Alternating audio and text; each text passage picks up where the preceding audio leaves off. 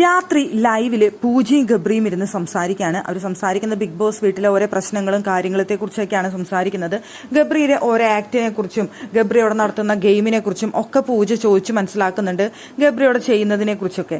ആ സമയത്ത് അവിടെ ക്ഷമാപണം അല്ലെങ്കിൽ ക്ഷമ ചോദിക്കുക, മാപ്പ് ചോദിക്കുക എന്നതിനെ കുറിച്ച് ഒരു ടോപ്പിക് വരുന്ന സമയത്ത് അവിടെ ഗബ്രി പറയുന്നുണ്ട്, നിങ്ങൾ വരുന്നത് വരെ ഇവിടെ സോറി പറയുക അല്ലെങ്കിൽ ക്ഷമ പറയുക എന്നുള്ളത് അങ്ങനെ അതിനൊരു വാല്യൂ ആരും കൊടുത്തിരുന്നില്ല, ആരും അങ്ങോട്ടും ഇങ്ങോട്ടും അത് പറയുകയും ചെയ്യുന്നുണ്ടായിരുന്നു.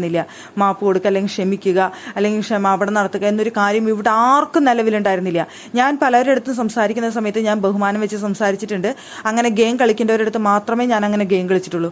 ഒരാളുടെ പോലും ഒരാളുടെ അടുത്ത് നിന്ന് പോലും ഞാൻ പലരുടെ അടുത്തും ക്ഷമ ചോദിച്ചിട്ടുണ്ട്. പക്ഷേ ഒരാളുടെ അടുത്ത് നിന്ന് പോലും എനിക്കുണ്ടായ പല കാര്യങ്ങൾക്കും ഒരു ക്ഷമ പോലും എനിക്ക് കിട്ടിയിട്ടില്ല, ക്ഷമാപണം പോലും ഒരു ഇത് എനിക്ക് കിട്ടിയിട്ടില്ല എന്നവിടെ ഗബ്രി പറയുന്നുണ്ട്. പല സന്ദർഭങ്ങൾ ഉണ്ടായിട്ടുണ്ട്, എനിക്ക് ഒരുപാട് എന്നെ ഹേർട്ട് ചെയ്യുന്ന സംഭവങ്ങൾ ഉണ്ടായിട്ടുണ്ട്. പക്ഷെ ആരും തന്നെ എൻ്റെ അടുത്ത് വന്ന് ക്ഷമ ചോദിച്ചിട്ടില്ല. എനിക്ക് കിട്ടേണ്ട സ്ഥലങ്ങൾ ഉണ്ടായിരുന്നു എന്ന് പറയുന്നുണ്ട്. ഇപ്പൊ ഇന്നലെ തന്നെ നോക്കുകയാണെന്നുണ്ടെങ്കിൽ ജിൻഡോ പറഞ്ഞൊരു വർത്തമാനം എത്ര വൃത്തികെട്ടതാണെന്ന് അറിയോ എന്ന് ചോദിക്കുന്നുണ്ട് പൂജയുടെ അടുത്ത്. അപ്പൊ പൂജ ചോദിക്കുന്നുണ്ട് അത് എന്താണ് എന്ന് ചോദിക്കുന്നുണ്ട്.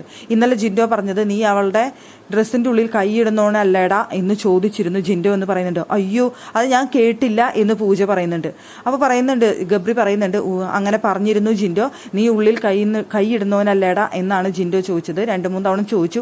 പക്ഷെ എനിക്കത് ഏറ്റുപിടിക്കാൻ അറിയാഞ്ഞിട്ടല്ല, ജിൻഡോന്റെ അടുത്ത് എനിക്കത് ഏറ്റുപിടിക്കാൻ കഴിയുമായിരുന്നു. പക്ഷെ ഞാൻ ഏറ്റുപിടിക്കാതിരുന്നത് എൻ്റെ പുറത്തുള്ള സ്വഭാവമായിരുന്നു എന്നുണ്ടെങ്കിൽ ഞാൻ ഏറ്റുപിടിച്ചേനെ. ഇവിടെ ആയതുകൊണ്ട് അയാൾ ഇതിന് മുകളിലേക്ക് അയാൾ പറയും എന്നുള്ളത് കൊണ്ടാണ്. ഇതൊരു ഷോയാണ്, ഇവിടെ വെച്ച് ഇനി അതിലും മുകളിലേക്ക് അയാളെ കൊണ്ട് പറയിപ്പിച്ച് ഇവിടെ വിഷയമാവണ്ട എന്ന് കരുതിക്കൊണ്ട് മാത്രമാണ് അയാളുടെ ആ വർത്തമാനത്തിന് ഞാൻ മറുപടി കൊടുക്കാത്തത് എന്നാണ് അവിടെ ഇരുന്ന് ഗബ്രി പറയുന്നത്.